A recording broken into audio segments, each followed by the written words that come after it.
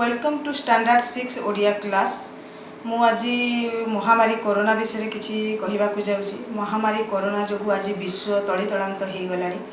महामारी कोरोना पाई समस्त पृथ्वी बंद हो गला परी मन होमती समस्त स्थान जनशून्य हो जाइए। तो प्रथमे यही महामारी को रोकवाई आमर सरकार लॉकडाउन व्यवस्था करिसेंती। तो सही नियम को समस्ते मानि चलवा उचित। निजे परिष्कार परिच्छन्न स्वच्छ रुह, निज परिवार सहित मिलमिशी रुह और निज को सुरक्षा देवा सहित परिवार को भी मध्य सुरक्षा दियो। एतिकी युवपीढ़ी मानू बा युवक युवती मानू अनुरोध। आज मु गोटे कविता पढ़ाई जाऊँगी। प्रथमे स्कूल रे मुझे स्तव कविता पढ़ाई सारी। जो मैंने आसी नथिलो स्कूल खोलिला परे सेमानकु पुणी थरे मु बुझेई देबी। आज गोटे नुआ कविता पढ़िबा। से नुआ कवितार नाम होची सारला दास। कवि होचंती गोपबंधु दास। गोपबंधु दास सारला महाभारतर संपर्क रे बा ओडिया महाभारत संपर्क रे एठी वर्णना करिसेंती। प्रथमे आमे कवि परिचय जानिबा। गोपबंधु दास पुरी जिल्लार सुआंड ग्राम 1877 मसीहा अक्टोबर 9 तारिख में जन्मग्रहण करते। से जड़े जोगजन्मा थिले, अर्थात निरलस कर्मी, निष्ठापर साधक, विचक्षण संस्कारक, निरुपम देशसेवक, दूरदर्शी भावुक और देशभक्त थिले। गोपबंधु राजनीति, समाजनीति, धर्मनीति और कर्मनीति रे एकीभूत आत्मप्रकाश करते। अर्थात से राजनीति क्षेत्र में भी निजर दक्षता देखाई। समाजनीति अर्थात समाज को सुरक्षित करने समाजर दायित्व नेबा मध्य से करिसेंती। धर्मनीति से धर्म रे रही अन्य माननकु धर्मनीति बुझाई समाजर लोक माननकु सुरक्षा प्रदान करिसेंती। तपस्वी सतम भक्त अनुपम हे भारती ज्येष्ठ सुत। एठारे गोपबंधु भारती ज्येष्ठ सुत अर्थात सारला दास को संबोधन करके कहिसेंती। भारती ज्येष्ठ सुतर अर्थ हेउछि, भारतीर अर्थ होछि बीणापाणी बा बागदेवी सरस्वती को कहा जाइछि। बागदेवी सरस्वती ज्येष्ठ संतान होचंती बा ज्येष्ठ पुत्र हेउचंती सारला दास। तेणु तांकु तपस्वी सप्तम अर्थात तपस्वी मानक मध्य श्रेष्ठ भक्त अनुपम। भक्त अनुपमर कहिबार अर्थ होछि भक्त मानक मध्य से अतुलनीय थिले बोली एठी गोपबंधु दास सारला दास को संबोधन करिकी कहिसेंती बा तांको नाम रे वर्णना करिसेंती। तब परसादे साहित्य संपदे आंभे सर्वे कृत कृत्य। एठारे सारला दास ओडिया महाभारत लेखि साहित्य जगत को जो संपदटी जो साहित्यर ज्ञानटी प्रदान करिसेंती सेही ज्ञान पाई आंभे माने जगतर उत्कलीय माने समस्ते कृतकृत्य होइछन, चरितार्थ होइछन। महाभारत पढ़ी ओडिया भाषार ज्ञान अर्जन करिसेंती। तेणु सारला साहित्य को तब प्रसाद बोलिकी कहिसेंती एठारे गोपबंधु ओ तांकु धन्यवाद मध्य जणाइछंती। भाषा आदि काले अंधार उत्कले समुज्ज्वल नव रवि। ओडिया भाषार उत्पत्ति होइथिला सत, किंतु साहित्य जगत रे ताहा उत्पत्ति होई नथिला। सारला दासंको जोगु ओडिया महाकाव्य महाभारत लेखि साहित्य जगत रे लुचित रहिथिबा ओडिया भाषा को से उत्पन्न करिसेंती, सृष्टि करिसेंती। समुज्ज्वल नव रवि परि पूर्व दिगरे रवि अर्थात सूर्य उदित हेले जेमिति समग्र जगत को आलोकित करिथांती, सेमिति ओडिया महाभारत लेखि सारला साहित्य बा सारला दास तांकर समुज्ज्वल रवि परि एठारे समस्त उत्कलीय मानक साहित्य क्षेत्र रे अधिक उज्ज्वलतम करि पारिछंती। तेणु एठारे गोपबंधु सारला दास को नवरवि बोली तुलना करिछंती। पंडिते पाषांडे हाटे बाटे दांडे देखाइल दिव्य छवि।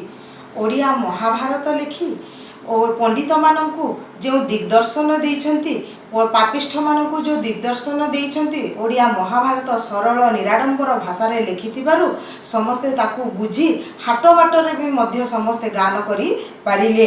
देखाइले दिव्य छवि अर्थात महाभारत लेखि आमर उत्कलीय मानकु गोटे दिव्य ज्ञान स्वरूप छवि प्रदान करी पारिछंती सारल साहित्य माध्यम रे।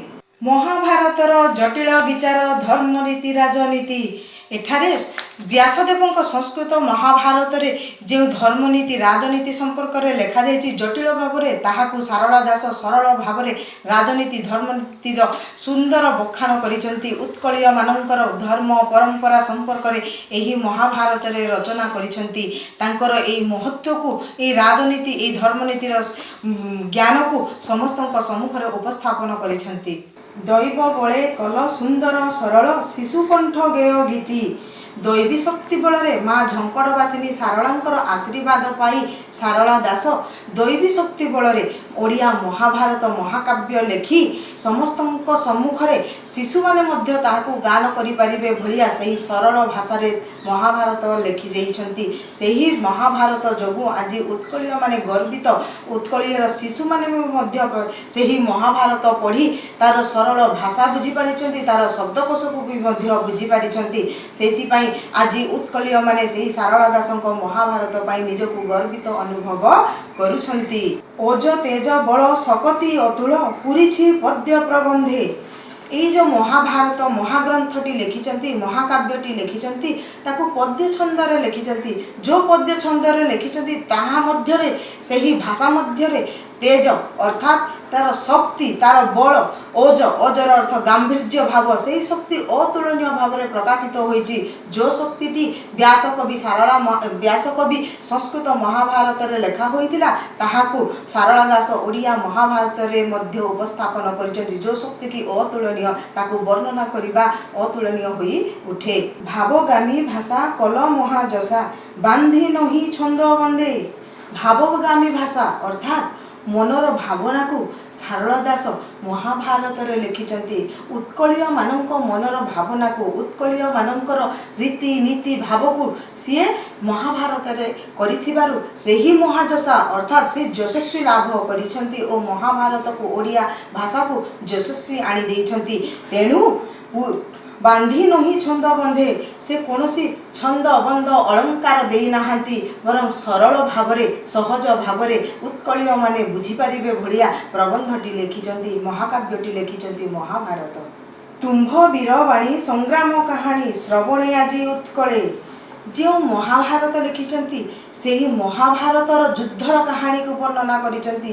ସେହି ବୀରବାଣୀ ବୀରତ୍ୱର ବାଣୀ ମହାସଂଗ୍ରାମ କଥା ମହାଭାରତରେ ଲେଖିଥିବାରୁ ମହାଭାରତ ପଢ଼ିଛନ୍ତି ଯେଉଁମାନେ ଓ ଶ୍ରବଣ କରିଛନ୍ତି ଯେଉଁମାନେ ସେଇମାନେ ମହାଭାରତ ଯୁଦ୍ଧର ଶକ୍ତିଶାଳୀ ଗୌରବାନ୍ୱିତ ବୀରତ୍ୱର କାହାଣୀ ଶୁଣି ଆଜି ମଧ୍ୟ ଗୌରବାନ୍ୱିତ ହେବା ପାଇଁ ଗୋପବନ୍ଧୁ ଆମର ଉତ୍କଳୀୟମାନଙ୍କୁ ପ୍ରୋତ୍ସାହନ ଦେଉଛନ୍ତି ପ୍ରେରଣା ଦେଉଛନ୍ତି। ଓଡ଼ିଆ ମହାଭାରତ ଆମର ସାହିତ୍ୟ ଜଗତର ସହିତ ଆମର ବୀରବାଣୀ ଅର୍ଥାତ୍ ଆମର ସୈନିକମାନଙ୍କୁ ବି ମଧ୍ୟ ପ୍ରେରଣା ଦେଉଛନ୍ତି ପ୍ରେରିତ କରିପାରୁଛନ୍ତି। ଚିର ପରାଧୀନ କ୍ଷଣ ଜଡ଼ ପ୍ରାଣ ଜାଗେ କ୍ଷଣେ ନବ ବଳେ। ରାଜା କପିଳେନ୍ଦ୍ରଙ୍କ ଦେବଙ୍କ ସମୟରେ ପଞ୍ଚଦଶ ଶତାବ୍ଦୀ ସମୟର କଥା ମୁଁ କହୁଛି। ସେତେବେଳେ ଓଡ଼ିଆ ବା ଉତ୍କଳୀୟ ସ୍ୱାଧୀନ ଥିଲା କିନ୍ତୁ ଗୋପବନ୍ଧୁ ଯେତେବେଳେ ଏହି କବିତାଟି ଲେଖୁଛନ୍ତି ସେତେବେଳେ ଓଡ଼ିଶା ପରାଧୀନ ଥିଲା ବ୍ରିଟିଶ ଶାସନର ଅଧୀନରେ ଥିଲା। ବ୍ରିଟିଶ ଶାସନମାନଙ୍କୁ କେମିତି ଉତ୍କଳରୁ ବାହାର କରିଦେବେ ସେଇଥିପାଇଁ ଉତ୍କଳୀୟମାନଙ୍କ ପାଇଁ ମହାଭାରତ ପଢ଼ିବା ପାଇଁ କହୁଛନ୍ତି। ଯେଉଁ ମହାଭାରତରେ ଯେଉଁ ଧର୍ମର ଯୁଦ୍ଧ ହୋଇଥିଲା ସେଇ ଯୁଦ୍ଧର କାହାଣୀକୁ ଶୁଣ ସେଇ ଯୁଦ୍ଧର ମହତ୍ତ୍ୱକୁ ବୁଝ ସେ ବୀରତ୍ୱ ଗାଥାକୁ ଶୁଣି ତୁମେ ଆଜି ସେଇ ଚିରପରାଧୀନ ଉତ୍କଳୀୟକୁ କିପରି ସ୍ୱାଧୀନ କରିପାରିବ ତାହା ତୁମେ ଏହି କାହାଣୀ ମାଧ୍ୟମରେ ଏହି ମହାକାବ୍ୟ ମାଧ୍ୟମରେ ଜାଣିପାରିବ। ତୁମ୍ଭ ଗୀତେ ସିନା ଶକ୍ତିଶାଳୀ ସେନା ହୋଇଣ କୃଷକ ପନ୍ଥୀ। ସେହି ମହାଭାରତର ସେହି ଗୀତ ଶୁଣି କୃଷକପନ୍ଥୀ ଅର୍ଥାତ୍ କୃଷକ ସମୂହ ବି ମଧ୍ୟ ଶକ୍ତିଶାଳୀ ସେନା ପାଲଟି ଯାଇଛନ୍ତି।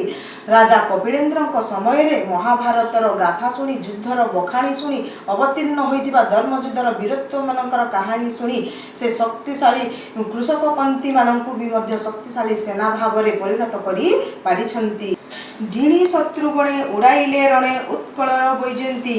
ରାଜା କପିଳେନ୍ଦ୍ର ଦେବ ବୀର ସୈନିକମାନଙ୍କ ସହିତ ଯେଉଁ ରାଜ୍ୟକୁ ଯାଇଛନ୍ତି ସେହି ରାଜ୍ୟରେ ବିଜୟର ପତାକା ଉଡ଼ାଇଛନ୍ତି ନିଜର ବୀରତ୍ୱ ଦେଖାଇଛନ୍ତି। ସୈନିକମାନେ ବୀରତ୍ୱର ସହିତ ଲଢ଼େଇ କରି ତାଙ୍କର ରାଜା ଉତ୍କଳ ଦେଶକୁ ଗୌରବାନ୍ୱିତ କରିଛନ୍ତି ଓ ବିଜୟର ଧ୍ୱଜାକୁ ଉଡ଼ାଇ ଉଡ଼ାଇ ଆସିପାରିଛନ୍ତି। ଉଠ ଶୂଦ୍ର ମୁନି କେତେ କାଳ ତୁନି ହୋଇ ରହିଥିବ ଆଉ। ଏଠାରେ ଗୋପବନ୍ଧୁ ଯେତେବେଳେ ଓଡ଼ିଆ ଭାଷାର ଉତ୍ପତ୍ତି ହୋଇନଥିଲା, ସାରଳା ମହାଭାରତ ଲେଖି ଶୂଦ୍ରମୁନି ଯେଉଁ ଉତ୍କଳର ପରାକାଷ୍ଠାକୁ ପ୍ରତିପାଦିତ କରିଥିଲେ, ଯେଉଁ ଉତ୍କଳର ଭାଷାକୁ ଗୌରବାନ୍ୱିତ କରିଥିଲେ, ସେହି ଶୂଦ୍ରମୁନି ଅର୍ଥାତ୍ ଆମର ଜନତାକୁ ପୁଣି ଥରେ ଶୂଦ୍ରମୁନି ପରି ଉଠିବାକୁ କହିଛନ୍ତି। କେତେ କାଳ ତୁନି ହୋଇ ରହିଥିବ, ଆମେ କେତେ କାଳ ପରାଧୀନତାର ଆଉ ରହିଥିବା। ସେହି ପରାଧୀନତାକୁ ଜୟ କରିବା ପାଇଁ ହେଲେ ଆମକୁ ଜାଗ୍ରତ ହେବା ପାଇଁ ହେବ। ଶୂଦ୍ରମୁନି ଭଳି କଠୋର ମହାକାବ୍ୟ ଲେଖିବା ପାଇଁ ପଡ଼ିବ ବୋଲି ଏଠାରେ ବର୍ଣ୍ଣନା କରିଛନ୍ତି। ଭାରତ ତୈଳେ ନବଜ୍ଞାନ ଦୀପ ଜଳୁଥରେ ଦାଉ ଦାଉ।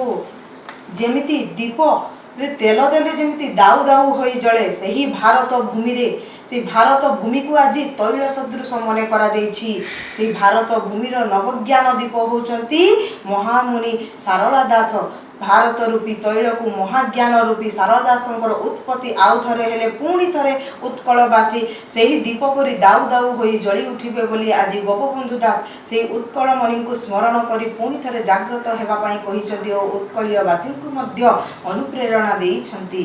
ଉଠୁ ଘରେ ଘରେ ଅକୁଣ୍ଠିତ ସ୍ୱରେ ସ୍ୱାଧୀନ ସଙ୍ଗୀତ ଧ୍ୱନି। ମହାଭାରତ ଯୁଦ୍ଧ ଯେତେବେଳେ କରିବା ପାଇଁ ଯାଉଥିଲେ ବୀରମାନେ, ଘରେ ଘରେ ପ୍ରତି ଘରରେ ଅକୁଣ୍ଠିତ ସ୍ୱରରେ ଯେପରି ଧର୍ମର ଜୟ ହେଉ ବୋଲି କହୁଥିଲେ, ସେହିପରି ଉତ୍କଳୀୟମାନେ ଯେଉଁ ବ୍ରିଟିଶ ଶାସନର ଅଧୀନରେ ଥିଲେ, ଗୋପବନ୍ଧୁ କହିଛନ୍ତି ପ୍ରତ୍ୟେକ ଘରର ଲୋକମାନେ ଅକୁଣ୍ଠିତ ଭାବରେ ବିନା ଦ୍ୱିଧାରେ ସ୍ୱାଧୀନତାର ଜୟଧ୍ୱନି ଦିଅନ୍ତୁ ବୋଲିକି ସମ୍ବୋଧନ କରିଛନ୍ତି ଓ ପ୍ରେରଣା ମଧ୍ୟ ଦେଇଛନ୍ତି। ସମଗ୍ର ଉତ୍କଳୀୟ ଜାତିକୁ ଜାଗ୍ରତ ହେବା ପାଇଁ ଉନ୍ମୋଦନ ଦେଇଛନ୍ତି। ଗାଆନ୍ତୁ ଉତ୍କଳେ ବୃଦ୍ଧ ଯୁବାବେଳେ ଜୟ ଭାରତ ଜନନୀ। ସେହି ମହାଭାରତ ମହାକାବ୍ୟକୁ ସ୍ମରଣ କର। ଗୋପବନ୍ଧୁ କହୁଛନ୍ତି କାହାକୁ? ଉତ୍କଳୀୟମାନଙ୍କୁ। ସେହି ମହାଗାଥାକୁ ସ୍ମରଣ କରି ବାଳକ, ଯୁବକ, ବୃଦ୍ଧ, ଆବାଳ ବନିତା ସମସ୍ତଙ୍କୁ କହୁଛନ୍ତି ତୁମେ ପୁଣି ଥରେ ଜାଗ୍ରତ ହୁଅ, ପୁଣି ଥରେ ତୁମେ ଠିଆ ଅଗ୍ରସର ହୁଅ। ଭାରତ ଭୂମିକୁ କେମିତି ସ୍ୱାଧୀନତା ଆଣିବ, ସେହି ସମୟରେ ସମସ୍ତେ ଏକ ସ୍ୱରରେ ତୁମେ ଗାଇ ଉଠ ଜୟ ଭାରତ ଜନନୀ ବୋଲି, ଜୟ ଭାରତ ଜନନୀ ବୋଲିକି। ଆଜି ସେହି ସାରଳା ମହାକାବ୍ୟର ସହିତ ସାରଳା ଦାସଙ୍କର ଯେଉଁ ଗୌରବ ରହିଛି, ସେହିପରି ଆମର ଉତ୍କଳର ଗୌରବକୁ ବଜାୟ ରଖିବା ପାଇଁ ଆମେ ସ୍ୱାଧୀନତା ପାଇଁ ଲଢ଼େଇ କରିବା, ଜୟ ଭାରତ ଜନନୀ ବୋଲି କହି ଉଠିବା।